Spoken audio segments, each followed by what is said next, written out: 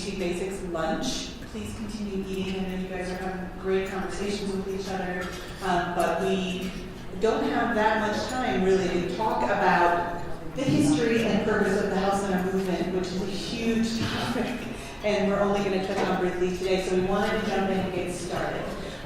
So really this is just an introduction. There are great areas about the health center program all over the place. There are some of you in the room that I know have been around health centers for a really long time.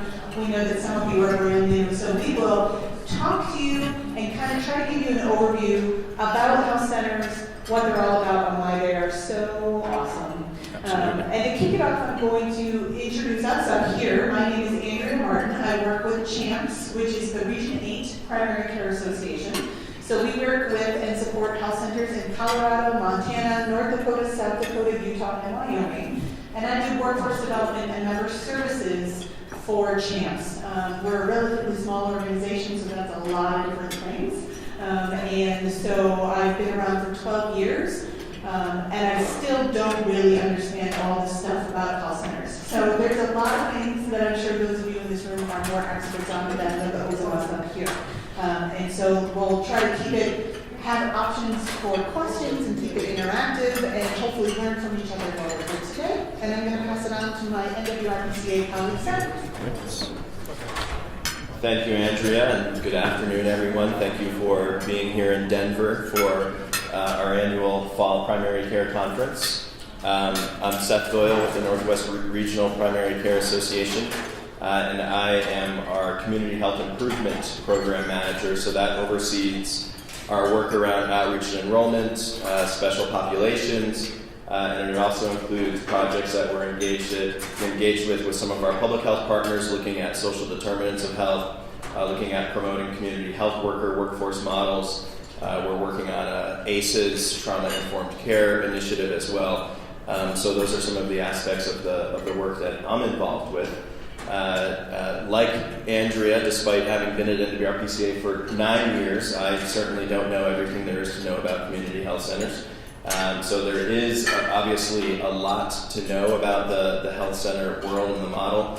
And so we're going to, in this course, really give basically an introduction to what are some of the key elements that we think are important within community health centers, particularly for new staff, board members that might be coming into work at a health center to understand some of the aspects of the history and the federal structure. So before launching into the presentation, we'd love to get a sense of who is in the room. So just by show of hands, if we could see who here is from Region 8 states.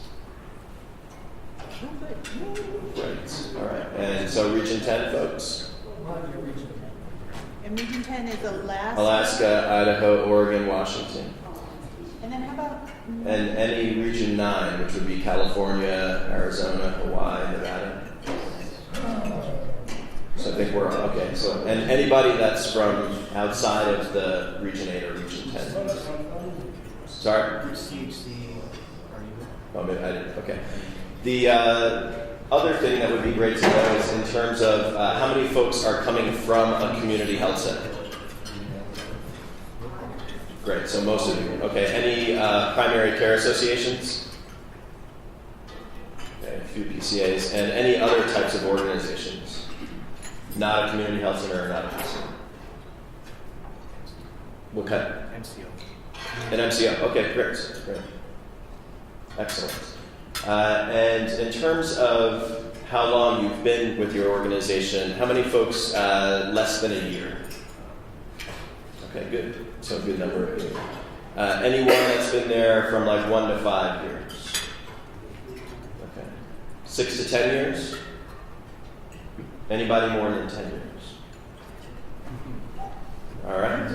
Come on up, and help us out. So, and then in terms of roles, folks that are in like an administrator or that type of a role, executive director or other administrator or management role. Okay, great. Any board members? Awesome. Providers, docs, nurses, behavioral health. Any HR or operations? Couple? Okay. How about any folks that are involved in like overseeing UDS reporting, for example? Couple people. Good. All right, we'll talk a little bit about that today as well. And then any other types of positions? You missed anything? Quality. Okay, great. Quality improvement, folks. Great. All right, well, that definitely gives us a sense of who's in the room. It's great to have so much diversity in terms of the two regions as well as the different types of roles you all have within your organizations. Can I throw something in really quickly? It made me think there's so many people here from Region 8 and Region 10, and if you are new, you might not know, but sometimes we call our joint selves Region 18. That's not an official designation, but we use the Region 18 a lot just because it's Although we've used it so often now that some of our HRSA colleagues actually use it too. So even though it's not an official designation, they recognize it. So in terms of what we're going to talk about today, and again, as Andrea has already mentioned, and so have I, any one of these topics could be a session of itself. And so we're going to really sort of hit at a high level of each of these issues, but we want to give you a general understanding of the historical context of community health centers, where this program came from, and bring us up to date in terms of where we are currently in 2016. Talk a little bit about the federal structure of the program and where we fit within the U.S. Department of Health and Human Services. We'll give an overview of our respective regions in terms of the numbers of health centers and some of the demographic data. We'll also go into looking at data at a national level and show you some examples of how we compare in our respective regions to national data. And we'll also go into some of the health center program fundamentals, including a very brief overview of the 19 program requirements, and then finally talk to you about the support system that exists for community health centers. And that includes primary care associations, the national cooperative agreements, the primary care offices at the state level. So just to give you all a sense of the type of support, training, and technical assistance that is available to community health centers. Quickly on the tables, and I know we don't have enough copies for everyone that is here in the room, but there is a handout that gives you links to some of the key resources and documents that are pertain to the community health center. There's also a list of commonly used acronyms, which I know people find to be pretty helpful, and then also a summary of the 19 program requirements. So while we don't have enough for everyone, we will definitely make sure to have this posted on our website along with the slides from this presentation. And then if there's anyone that's really itching to get it sooner, we can pass around an email sign-up sheet and send that out even sooner, just so folks have that information.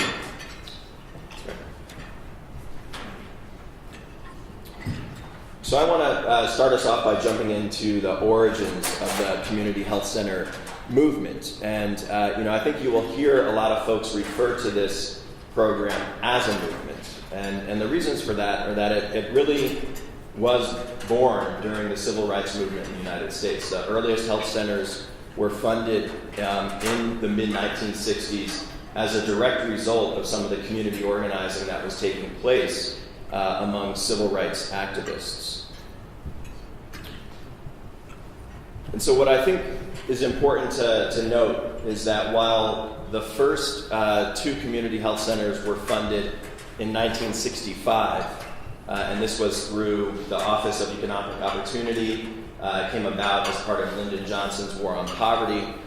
What's important to really note is that the foundations for this program actually go back a few years before that to the Migrant Health Act. And I wonder if we have any folks here today who come from a migrant health center. Do you know if you're funded? So one at least? A few. Okay, excellent. So the Migrant Health Act, what that did in 1962 when it was signed by President Kennedy, is it established a precedent for allocating federal resources, federal funds, to hospitals, public health departments and community-based organizations to serve farm workers who were traveling the streams, picking crops, and who didn't have access to healthcare services otherwise. And so that was, really looking at a population that was marginalized, disenfranchised, and recognizing that there was a critical need that healthcare services be provided to that population. And so again, that really established a foundation and a precedent for allocating federal resources to populations who did not have access to healthcare services. So 3 years later, when we had the Economic Opportunity Act and launched into the war on poverty, we began seeing funding for programs that really looked to address some of the need among the more vulnerable and marginalized populations in society. And so among those first programs that were funded as part of the war on poverty, we had VISTA, Volunteers in Service to America. We had the Job Corps program, Head Start program. All of these programs exist today, right? And in fact, we know that many health centers continue to have VISTA volunteers in their clinics. And then, of course, the first bullet there, the Neighborhood Health Center demonstration projects. So that was what the first two community health centers were initially referred to as demonstration projects. And the first clinics that received funding were in Mound Bayou, Mississippi, in the Delta, and in Boston, Massachusetts, in Dorchester. So these were the first two clinics that had funding through federal programs, through the Office of Economic Opportunity.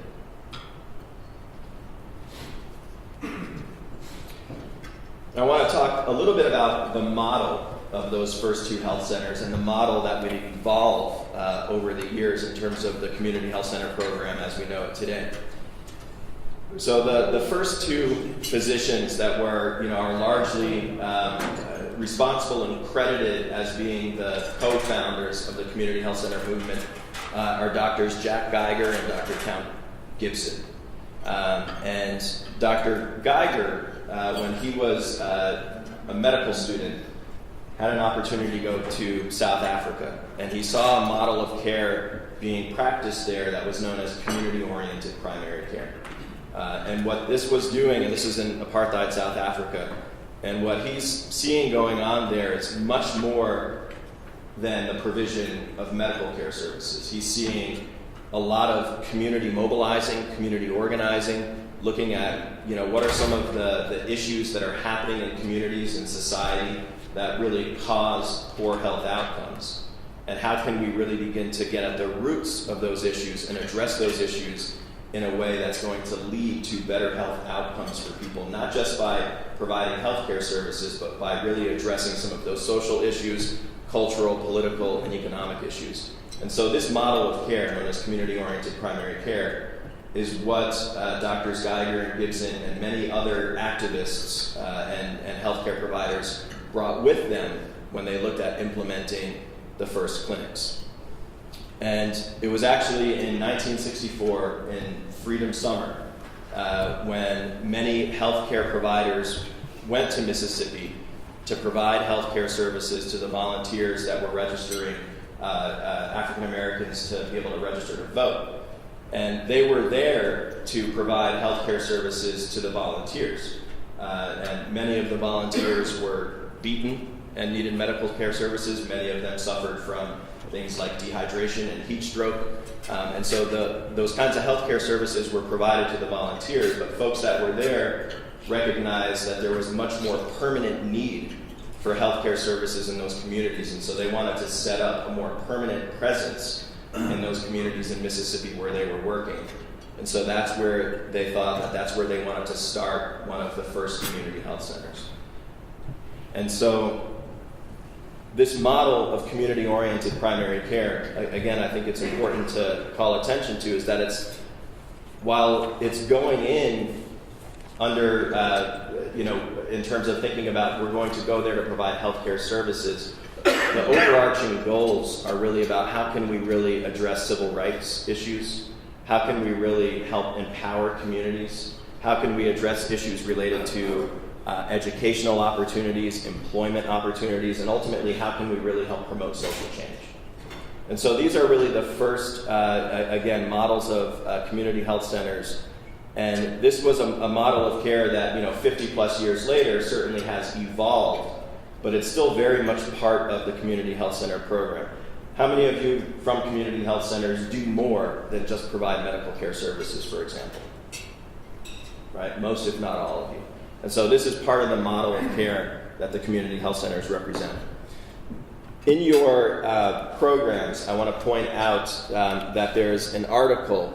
There's either, I think, depending on your program, you have a blue copy or a pink copy. And this is an article that was just released in the most recent edition of the American Journal of Public Health. And it's authored by Dr. Geiger. He's still alive today. I think he's nearing 90, if not already 90.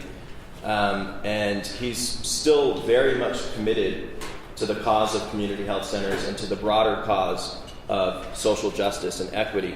And in this article, it's brief, but it provides a really great comprehensive view of the origins of community health centers and that commitment to social change. So if you haven't read it yet, I'd really encourage you to do so. The history of community health centers is incredibly fascinating, and I think it's important, again, to remember where it is that we come from as a movement. So I want to move forward a little bit to start getting at where we are today in 2016. So in 1996, there was passed what was known as the Health Centers Consolidation Act. And what this did is that it established a single funding mechanism for all of the different types of community health centers that existed at that point. So community health centers, migrant health centers, healthcare for the homeless grantees, and public housing. And so when you hear, for example, and this is Section 330 of the Public Health Service Act, so when you hear community health centers referred to as 330 grantees, are folks heard that term before? Seeing some nods. It's referring to Section 330 of the Public Health Service Act. So this consolidated, again, all of the separate funding streams into one, and so it made the community health center program much bigger, right? And it gave it a much more of a national presence in terms of, funding opportunities and for growth opportunities for the health center program. A little bit later on, we'll talk about some of the distinctions between the types of health centers. And so where we exist now as a program is part of the U.S. Department of Health and Human Services. Within that, it's HRSA, the Health Resources and Services Administration. And then within that, it's the Bureau of Primary Health Care. So these are the federal agencies that we have the most interaction with, the agencies that oversee the health center program. And Andrea will speak to those models a little bit later. So I want to cover some of the growth and expansion that we've experienced, particularly in more recent years. This has been an era of tremendous growth for the Community Health Center program. Certainly with the Affordable Care Act dollars, but even prior to that, we saw significant growth within the Community Health Center model. And it really started with the second Bush administration and what was known as the President's Initiative. President Bush, when he was governor of Texas, was a huge supporter of community health centers, and he brought that support with him to the White House, which was great for the program. So we saw a double in the investment, and we saw a tremendous increase in the number of community health centers and the number of patients that were served under his administration. When President Obama first took office, the first piece of legislation that really helped grow the health center program was ARPA, right? When he took office, we were in a tremendous financial crisis. The American Reinvestment and Recovery Act was passed, and this freed up resources to do a lot of different things, and among them, to support the community health center program.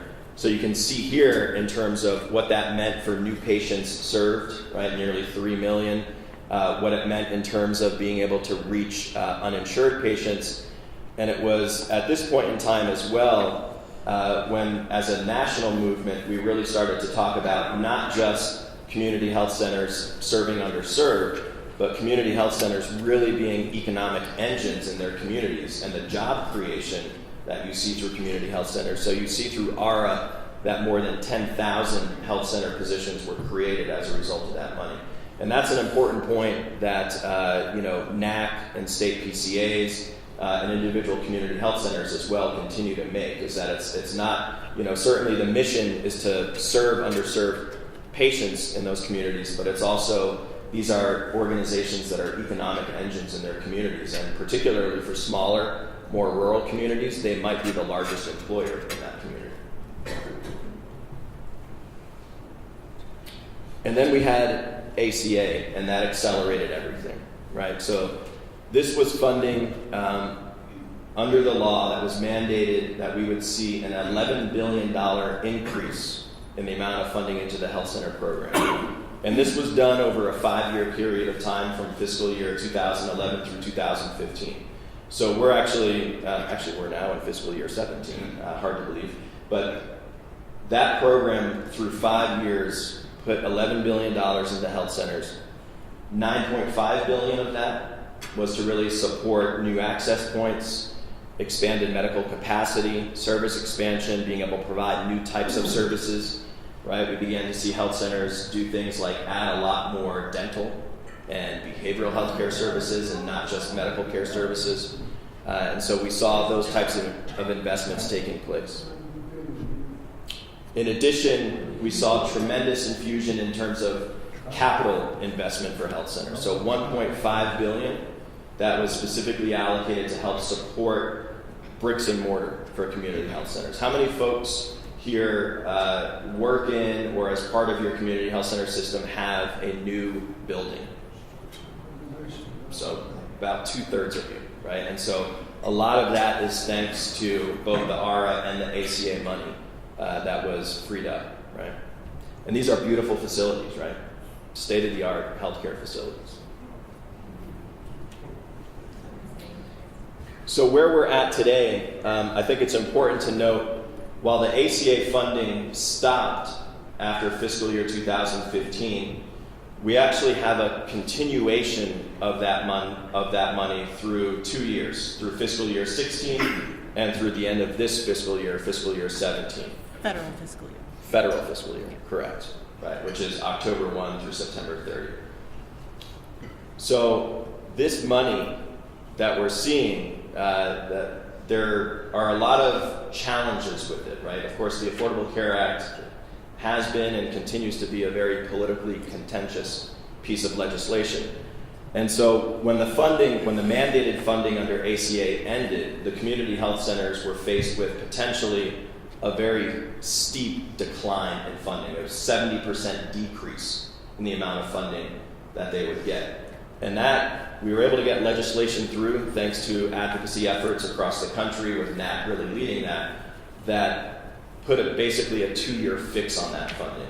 But you're going to be hearing a lot more in the coming months about the fact that we need to do it again, right? And we have new challenges that are going to come forward with a new administration as well, right? Where we have to make sure that we are preserving the funding and growing the funding for community health centers as well, particularly because the program has experienced so much growth. And we have so many new facilities, new providers, new patients, that if we suddenly see a cut in that funding, we're going to see facilities start to close, right? So there's a real need to make sure that we continue that funding. And again, you'll be hearing more about that in the coming months. There's a good chance you'll actually hear about it tomorrow morning during the plenary session about the need to continue funding for the health center program.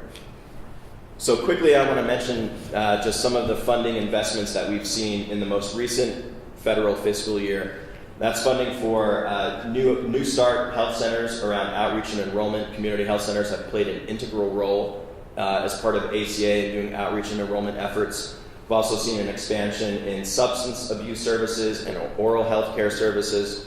There's also the health infrastructure investment, which helps support new facilities or renovations for facilities. The health center controlled networks, which helps support HIT and EHR and data collection and analysis for community health centers. PCMH, patient-centered medical home recognition. I imagine all of you are pretty familiar with that term. Quality improvement awards that address things related to PCMH or advancing health equity by increasing colorectal cancer screenings, for example.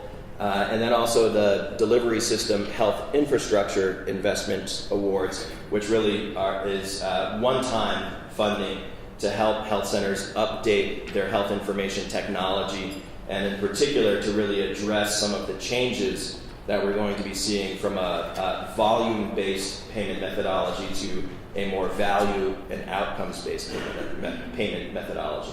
So these are examples of the funding that we've seen in the most recent fiscal year. And so at this point, I'm going to turn it over to Andrea. So one thing we always like to do with people who are relatively new to the health center movement is help you understand where we're falling within the federal structure. So you know who we're talking to when we're talking about our federal partners, who we tend to work with the most. And so just give you a general understanding, so when you see these people at the plenaries and hear from them on email and things like that, that you kind of understand who they are and where they came from.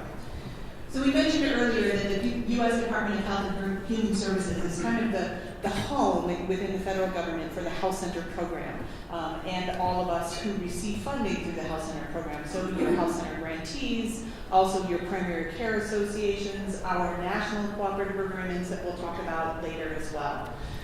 So right now we've circled the Health Resources and Services Administration. That's where the health center program is living. But you can see that that administration is on the same level with a lot of other agencies you guys probably work with things like CMS, with the Centers for Disease Control and Prevention, the CDC, SAMHSA, addressing substance abuse. So a whole bunch of, there's IHS, so Indian Health Services. So this is kind of that top layer under the Health Resources and Services Administration is in the same layer of Health and Human Services with this group. So HHS, Health and Human Services, HRSA is the terminology you'll hear the acronym pronounced out loud. And then within HRSA, you're going to end up with the Bureau of Primary Health Care. So this is a focused look at the Health Resources Services Administration. Your health centers are within the Bureau of Primary Health Care, or BIPIC. So sometimes people pronounce their acronyms and you may not know what the heck they're talking about. But BIPIC is the Bureau of Primary Health Care. We also work very closely with the Bureau of Health Workforce. So anybody who works with National Health Service Corps, with loan repayment, with a scholarship program, or students to service. Nurse Corps programs, that's within the Bureau of Health Workforce as well. And so HRSA, and then down to the Bureau of Primary Health Care. And then, I don't know, I've been here 12 years and I think they've restructured the Bureau of Primary Health Care like 4 or 5 times since I've been here, so we're pretty sure that this is the most current structure. They gave us this slide the other day, so it should be really close to correct as of today. So right now, when you look at the Bureau of Primary Health Care, how many of you guys know the name Jim McCrae? Okay, some of you remember him. Okay, so he used to be the head of the Bureau of Primary Health Care. He has since moved up to be the acting administrator of HRSA, and so we still see him around at the HRSA level, but right now at the Bureau of Primary Health Care, we're having Tanya Bowers, who is the new Jim. At the head, she is the current acting associate administrator for the Bureau of Primary Health Care. And so we see her name around a lot. If you watch any of like the All Programs webinars and things online, you get to see her speaking a lot on video. And she is not able to be with us for the conference. She often is, but she wasn't able to come today. But instead, we do have a Bureau of Primary Health Care representative with us is Margaret Davis. So you may see her around the conference. And she is officially the director of the Office of Strategic Business Operations. So within the Bureau structure, there are a bunch of different offices. Along the top there, policy and development, quality improvement, strategic business operations, Northern Health Services, and Southern Health Services. So Northern Health Services is the area that all of the Region 8 and Region 10 health centers are in. And then the Strategic Partnerships Division is within the Office of Quality Improvement, And Strategic Partnerships Division is where the primary care associations are, and so we're still within the Bureau of Primary Health Care, but we're slightly separated from the health centers, and so we work with different leadership along the way. Now, the slide deck that we're going to put online has actually a slightly different version of this slide. So we tried to fix it, and we pulled up the old one instead of the new one today, so I apologize, but it's basically very similar. Some of the names may not be correct anymore, so the new one, when we put it online, will not have those names because we realized they weren't right. So sorry about that. So when you look at the regions that we talk about, so like Regions 8 and Region 10, not all of the federal agencies use the same regions, which is difficult sometimes. But for our purposes with the Health Center program, we work a lot with Regions 8, which is the 6 states that I work with most directly, with the Northwest Region 10, which is what the NWRPCA works with most directly. At this conference, we also work with the Western Clinicians Network that comes out of Region 9. And so the entire country is broken up into these regions. Just so you know, there are only 2 regional primary care associations. So all of you have some sort of state-based or state-based primary care association. And then there are 2 regionals as well. So the other regions don't have a regional PCA. So you guys are super extra lucky. Yay. All right. And those have been very consistent. Those are not things that change on a regular basis. Now, occasionally they'll try to move and, put Montana with the Northwest for a certain program, and we're like, no, we want Montana back. And so we have discussions about how they group people together, but for the most part, it's within those regions. So just a quick focus on Region 8. As of this summer, we have 67 different health center program grantees and lookalikes in our region. So is there anybody in here who's from a lookalike health center? There aren't that many of them anymore. There's only one lookalike left in Region 8. I don't think there are any at all in Region 10. Lookalikes have met all of the requirements. They are identified as meeting all of those health center program requirements, but they don't get the money. So they don't receive the funding. They're not grantees. Now, they do get their enhanced reimbursement rates and access to a lot of the other benefits of being a health center. So that's why you would be a lookalike even without getting the funding, but there's not that many. So as of this summer, we have 67 grantees in Region 8 that are operating over 380 different service sites. And we talked about how around the early 2000s is when we had the beginning of our huge growth of the health center movement. So within Region 8, within that time between 2000 and 2015, which is the most recent UDS data that we have, Uniform Data System information. So all of the grantees that lookalikes have to submit UDS. Does anybody not know what UDS is? You're like, I'm not raising my hand, right? So you all have to submit a whole lot of data. And so this is based on the most recent that we have was calendar year 2015. So within that 15-year period, we have a 61% increase just in grantees. But what I didn't pull was a number of service sites. I don't have, unfortunately, a number of service sites number for 2000. So I couldn't do an increase in that, but I guarantee that that's a much bigger increase than just 61%. And then total patients being seen within Region 8 is up over 118%. So huge growth in that time period. Our centers, you can see some of our states in Region 8 are much more populous. You can tell that Colorado, has by far the most health centers and sites, but that's because it has by far the most population as well. So you can kind of see the stars, the red stars are the location of the main grantee site, but all of the little green dots are additional service sites in Region 8. So I'm going to pass it off to Seth to talk about Region 10. Great. Thanks, Andrea. So in Region 10, and again, this is as of the 2015 UDS data, we are now up to 102 health center grantees, which is an increase of 7 from 2014. So we had 7 new grantees in 2015. You can see in terms of the state distribution of those 102 grantees, Quite a few in the states of Alaska, Oregon, and Washington, and fewer in Idaho.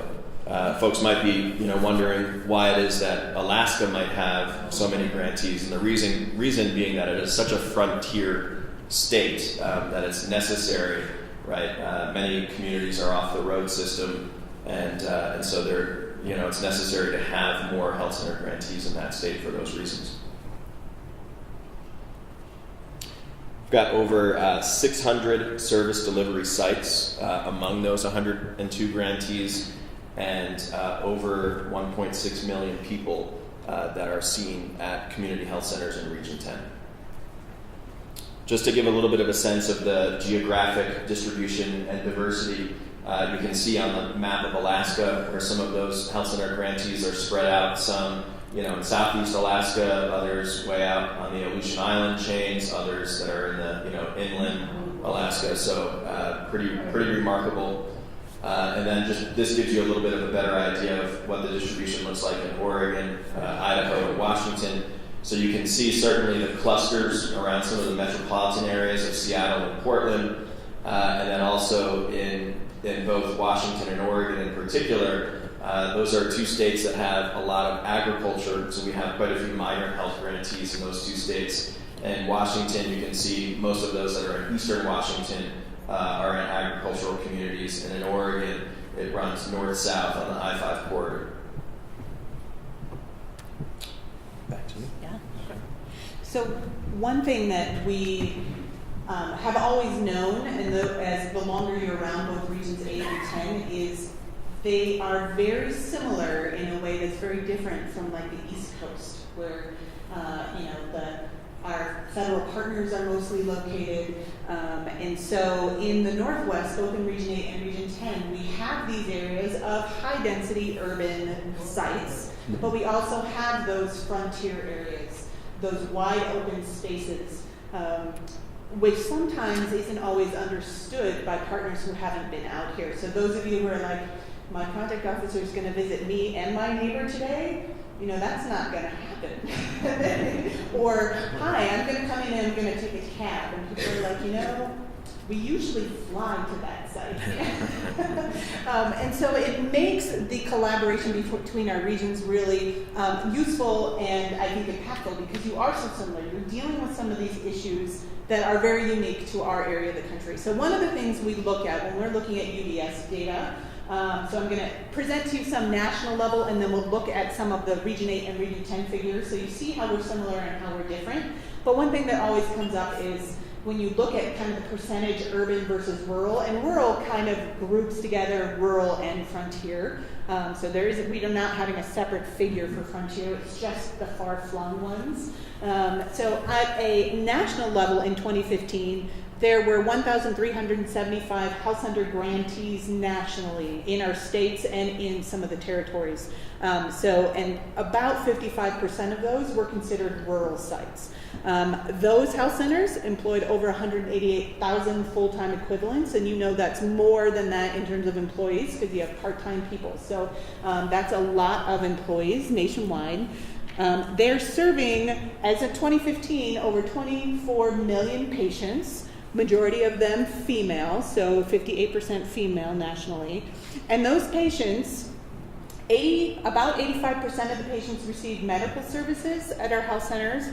About 20% were receiving dental, about 6% receiving mental health care services, just over 2% receiving vision, and vision is kind of ooshying up over time. It's a little tiny bit, but it keeps climbing over the years, and about just under 10% were receiving those enabling services. So here's a quiz. What are enabling services? Somebody throw out an enabling service. Case management. Outreach and enrollment. Nutrition services. Care pharmacy. And I'm not a expert by any means on all of the enabling services, but also it's all those extra services that people need in order to receive their quality health care. It's even something like transportation. Is pharmacy in that category? You know what, pharmacy I think is separate, and we didn't put it on the slide, but that's a good question. Yeah. Enabling services generally are, those are services that health centers can't bill for, right? And so ancillary services wrap around that really help connect people with other kinds of social support services that they might need. And so the case management, care coordination. Right, exactly. Looking at eligibility, providing language interpretation. So in migrant health centers, if any of you have promotoras de salud in your migrant health centers, providing enabling services. And health centers are that's one of kind of the defining characteristics. One of the key components are those enabling services, which is difficult because you don't bill for them, right? So, but they're very important and something that's unique for us. So comparatively, that was a national level, but on the regional level, we'll talk about, again, this is 2015 UDS data, which is why there's only 66 grantees shown, because now in this year, we have 67, but we don't have official UDS data for it. So that's why that number is a little bit different. But in Region 8, we're 74% rural. Region 10 is 65% rural. So both of us are more rural than the nation as a whole of the health centers as a whole. In Region 8, you can kind of see we have 6 states and they only have 4, but comparatively speaking, they have a lot more health centers, and a lot of them are larger as well when I've been looking at the data between the two regions. So in Region 8, in 2015, we employed 7,490 FTEs. Again, most of our patients were female. We're just at under 1 million patients at 920,000-ish. 89% of them receiving medical services, 21% receiving dental, 7% receiving mental health, just around 0.5% receiving vision, and 12% receiving enabling. And why does that add up to more than 100%? Hopefully people are getting more than one kind of service, right? Mm-hmm. Yeah. Anything you want to say about your Sure. I'll just mention just quickly that we've seen an interesting trend from last year to this year in Region 10, which is a really significant increase in the number of dental services provided. You can see at 31%. So it's good to see more health centers providing more dental services. Interestingly, we did see a decline in medical services, which I'm not quite sure why that is, but it wasn't as significant as the increase in dental. So I'll just mention that briefly. I'm going to put you on the spot really quickly. So was your decrease in medical services, was it a decrease in the percentage of patients receiving medical? Or was it, because I can't imagine it would be a decrease in the actual number of medical... Percentage. It's a decrease in the percentage. Put them on the spot. So when we look at kind of what kinds of patients health centers are serving nationwide, so nationwide we have about 23% of the patients best served in a language other than English. So when you see LOTE, that means language other than English. In Region 8, it's only 17%. In Region 10, it's over 22%, and that's very variable based on state. So the difference between Montana and Colorado in terms of LOTE patients is vast. So it really is unique based on the states. 40% of the patients nationwide fall within a racial minority category, racial or ethnic minority, 23% in Region 8, and 44% in Region 10. So it's kind of interesting that diversity is different in our regions. 24% of the patients nationwide in 2015 were uninsured, 29, almost 30% in Region 8, and just over 20% in Region 10. And over here I have some figures. As you can imagine, those percentages have been dropping the last couple of years because of the Affordable Care Act and outreach enrollment activities. Nationwide, 2013 went from 35% uninsured to 28% uninsured in 2014 to your 24%. So we're seeing those drops in all of our sites as we go forward. Do you want to say anything about that stuff? I mean, a big part of that too obviously has to do with Medicaid expansion, and so I know in again, state-based, right, which is state-based. So in Region 10, We have 3 out of the 4 states that have expanded Medicaid. At this point, Idaho is the only state that hasn't, whereas I believe in Region 8 there are more states that have yet to expand. Right. So Medicaid. South Dakota has not expanded. Utah has not expanded. Wyoming has, any Wyomings in the room? They were, the last legislative session was thinking about it. Wyoming has not expanded. So we're about half and half.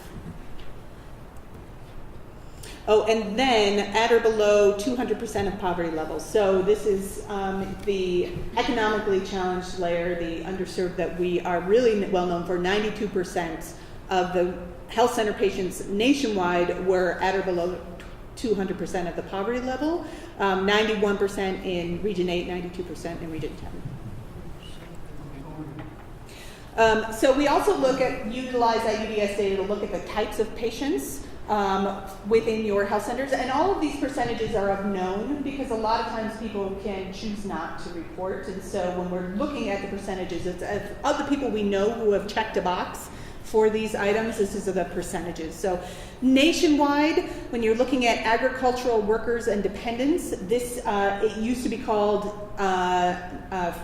farm workers, seasonal and migrant and seasonal farm workers, and so they changed the terminology recently to agricultural worker and dependents. But nationwide, 3.7% of our patients were fall in that category. Region 8, under 3%. And as we were talking about before, Seth mentioned so much of the agricultural areas within their region. In Region 10, that's 8.4% of their patients. So a bigger chunk of their pie is that agricultural worker group. Homeless patients, about 5% nationwide, above 5.5% in Region 8, about 7.5% in Region 10, so homeless for sure. School-based health center, or SBHC, patients, only less than 3% nationwide. In our region, Region 8, 4.5%, so again, and then just over 2% in Region 10. And that also seems to depend on by state a lot as well. So when I look at the state breakdowns, there's some states in my region where I look at it and I'm like, 0 school-based health center patients.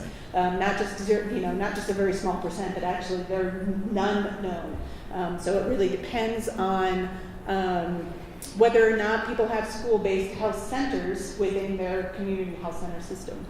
Yeah. Can I mention something? Yeah, please do.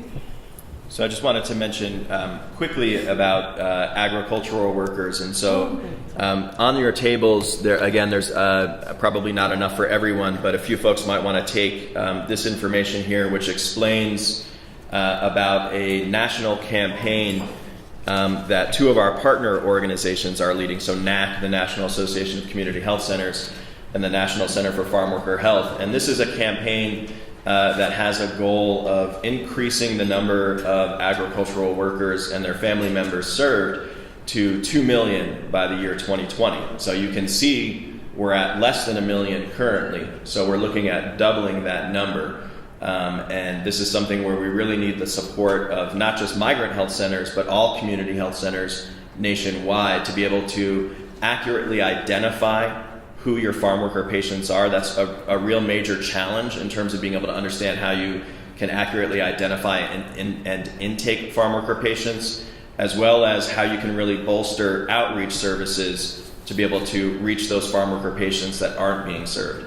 And the reason why this campaign is so important right now is that as we're looking at the numbers of farm workers served in the country, the community health center system is serving less than 20% of the estimated number of farm workers. And so this is a federal program that exists for this population. And so it potentially creates issues around the funding for the Migrant Health Center program, and by extension to the Community Health Center program more broadly. So this is a campaign to really engage community health centers and migrant health centers in being able to more effectively provide access to care and serve farm worker patients. So please visit the website that's on that flyer to learn more about that. And just one other thing really quickly about this slide. Several years ago, we started paying attention to the patients at your health center with veteran status. And recently, the last couple of years, there's been a bigger push in helping health centers serve veterans through a variety of programs, which we won't go into now because that's its own session, right? But we've been looking at least monitoring the number and the percentage of veterans patients that are identified. So nationally, 1.3% of the health center patients identified as veterans. In Region 8 in 2015, it was less than 0.5%. Region 10, it was 2.2%. And so we're not only looking at veterans in terms of patients, but there also are initiatives to look at veterans in terms of workforce as well. And so kind of looking at health centers as a potential employer for veterans as well as giving service. So lots of talk probably out in the exhibit hall and in various places about care for veterans. We are running out of time, so I'm going to talk. There's too much to talk about. Health center program fundamentals. In order to really become a health center and be approved, there's some key components that are really important. You guys know this. You've got to be located in or serve a high-need community, a medically underserved area, some sort of medically underserved population. You have to be governed by a community board, which is really unique to the health center program. And every once in a while, somebody tries to take that away from the health center program, and people yell and make sure it stays in. So for most health centers, at least 51% of your board have to be patients of your health center, so that it's really driven by the community that it is serving. You have to provide your comprehensive primary health care services, so not just medical. So you either have to provide or you have to figure out how to provide for your patients through another source, your mental health care services, your dental health care services, etc. You have to provide services available to all regardless of ability to pay. Are you free health centers? No. So there's does anybody get services for free? Possibly, exactly. So a sliding fee scale based on ability of patients to pay for services. And there's a whole bunch of other performance and accountability requirements, which is one of the things that can make it challenging to be a really effective health center, but it also helps you identify how to improve. When we're talking about those health center program grantees, really quickly, we talked about the 30/30s. So it just kind of gives you, sometimes people say, oh yeah, that's about the 330G group. I don't remember the letters, but some people remember the letters. So you can refer back to this later if you need to know what the letters are. We talked a little bit about lookalikes. And then health centers can also include outpatient health programs and facilities operated by tribal organizations. So there's definitely overlap with some of our Indian health services. I'm going to keep moving. Unless you want to talk about this slide in too much detail, just in terms of a health center can have, sorry about that, it can have community health center funding or migrant health funding or public or homeless funding or public housing funding. A lot of people are combinations of those. So so you can be a lot of them. We're not going to talk about public housing health center very much. Because there is only 1 in Region 8 and 3 in Region 10, so there are not very many of those. However, just like with veterans, we're starting to look at and count public housing patients, which again has a lot of discussion lately. Anybody who's in that world will know there's a lot of discussion about how we're counting them lately. You guys, if you're a health center, you need to meet 19 key health center program requirements in the areas of need, so assessing the need of your community, the services that you provide, how you are handling your management and finance of the health center, and then the governance of your center. In the handouts that are on the table with the links to services, the more information resources and acronyms, there's a little more information about these 19 key program requirements. So within need, doing an assessment of the needs of your community, making sure you're meeting the current needs of your community. Those required and additional services. So depending on, and sometimes substance abuse can be included in addition to those mental health, dental, etc. Staffing requirements, making sure you have the right staff, making sure you have the best hours and locations for the communities that you're serving, making sure you have after hours coverage, some sort of hospital admitting privileges so you can have that continuum of care. We talked a little bit about sliding fee, QI/QA plans, quality improvement and quality assurance plans, Then when you're looking at management and finance, key management staff, looking at contracts and affiliation agreements, your collaborative relationships within your communities, financial management and control policies, billing and collections issues, budget issues, program data and reporting systems, scope of projects, so what you're allowed to do and who's allowed to do it. Governance, we're talking about what authority your board has, what your board is composed of, conflict of interest issues as well with your board. Recently, I don't know, has anybody heard about the draft manual? So we have these 19 key program requirements. Hand that to me. And then those are written in law, right? You have to do these things. And then there's all these pins and pals, so program information notices and program assistance letters that provide additional clarity about what's in the laws. And one of the initiatives the government is trying to do right now is create a manual to cover these 19.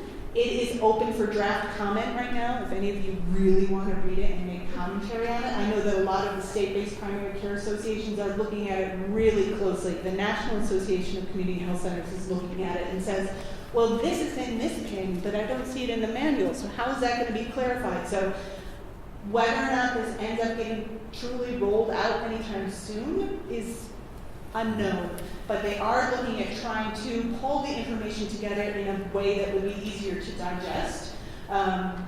If you're interested with that manual, there's a link to it and a whole bunch of information. So, and if you look up, BPHC Health Center Draft Manual, you'll be able to find it online pretty easily.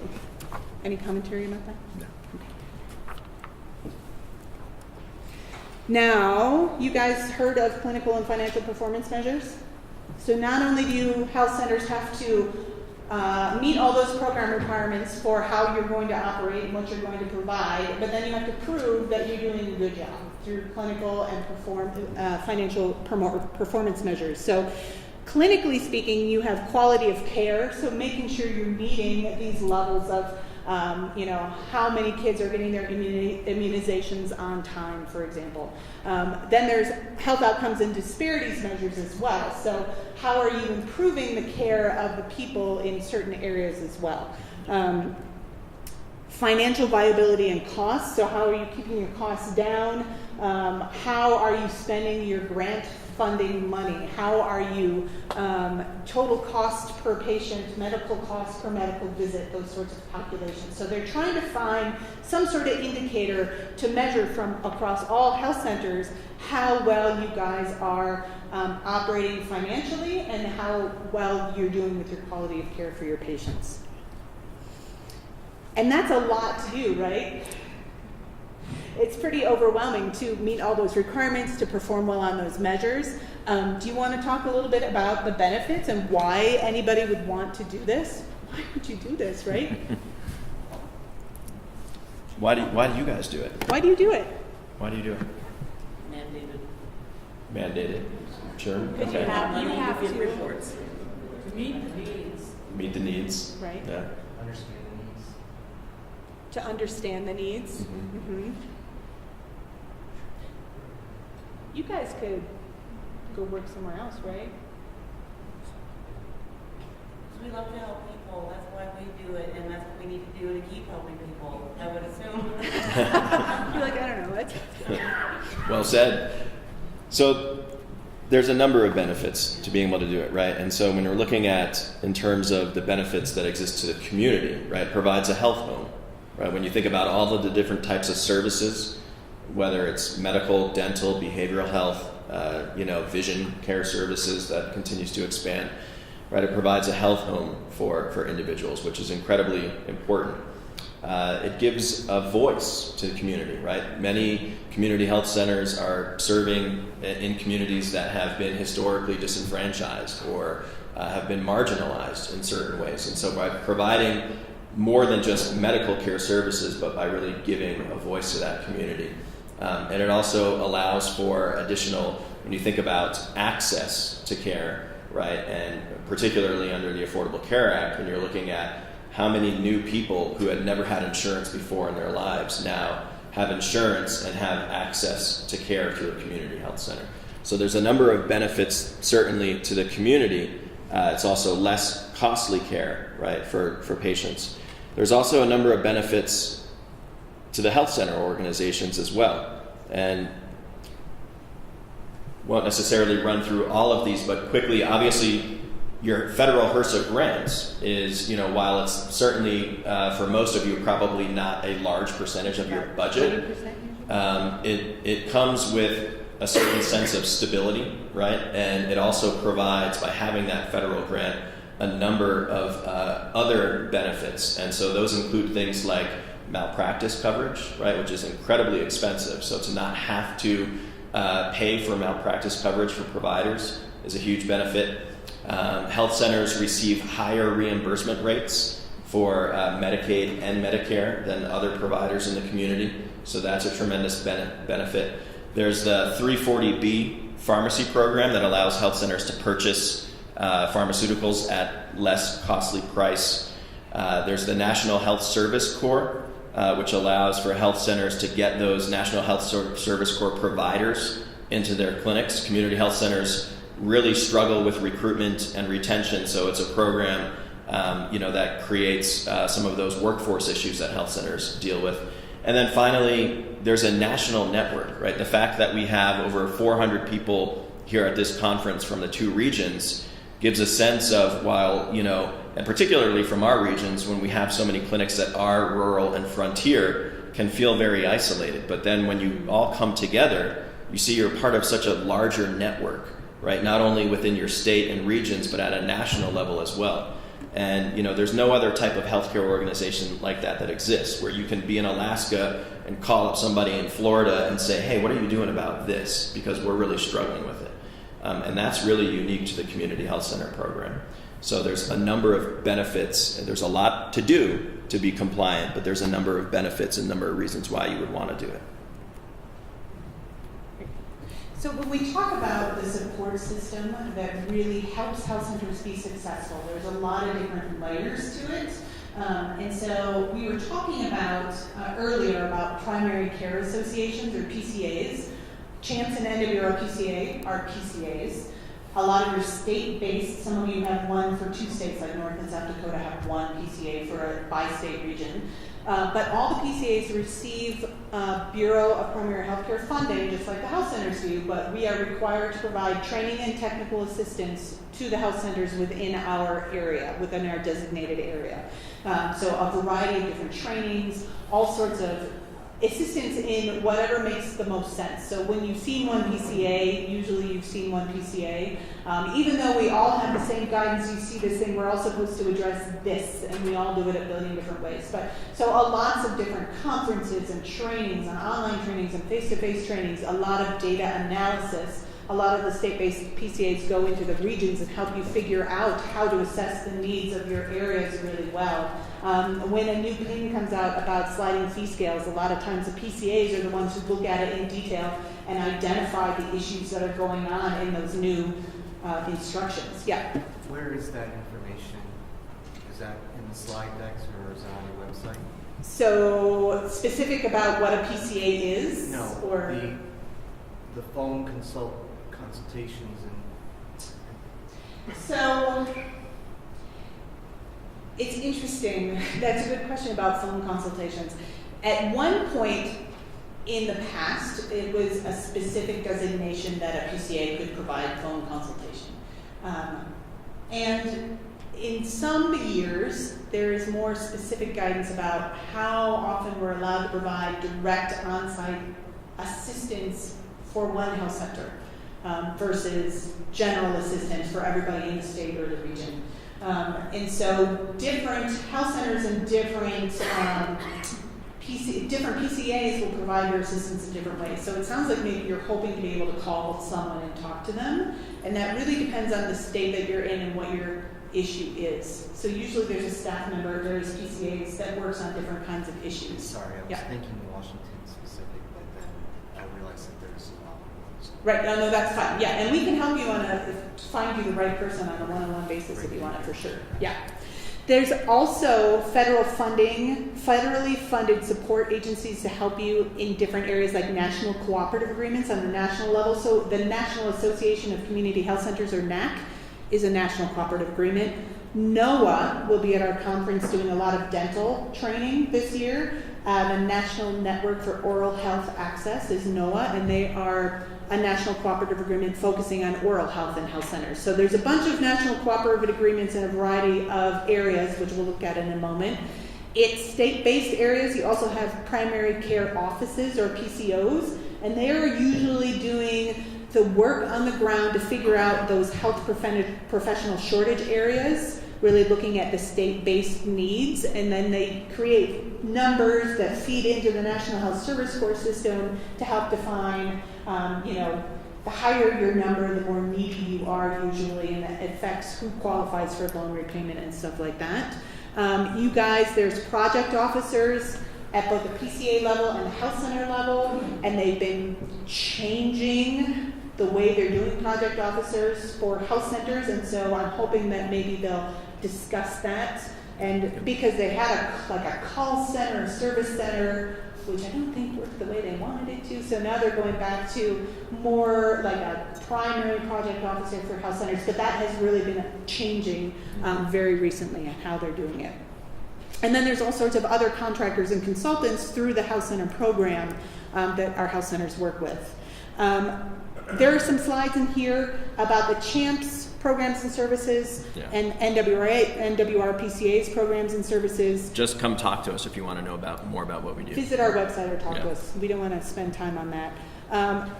We'll have the list of the Region 8 and Region 10 state primary care associations as well, if you guys need those.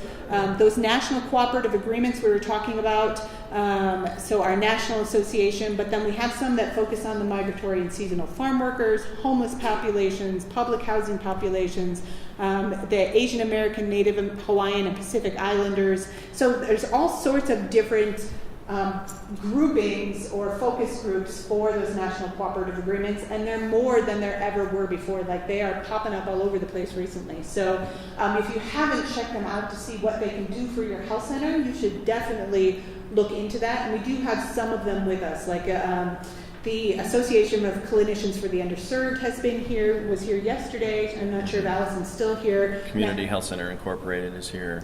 Yeah, so there's a variety of national health, the national cooperative agreements are here. We talked a little bit about the primary care offices, and then we just wanted to mention a little bit about our partner at Western Clinicians Network. So the next session, I know we rushed through that, but it starts at 1:30, which is in 3 minutes. I apologize. We're going really fast. We are up here to answer questions if you need anything. Thank you so much for stopping by and having lunch with us today. Have a great conference. Joy, thank you.